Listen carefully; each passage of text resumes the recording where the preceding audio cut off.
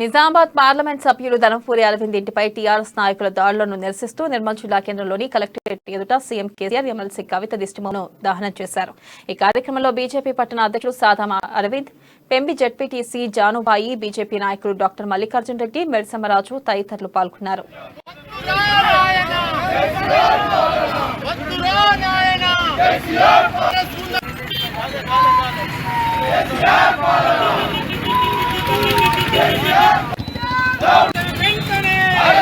అరవింద్ గారి ఇంటి పైన టీఆర్ఎస్ గుండాల దాడిని ఇవాళ తెలంగాణ ప్రజలే కాకుండా భారతీయ జనతా పార్టీ కార్యకర్తలు ముక్త కంఠంతో ఖండిస్తున్నారు.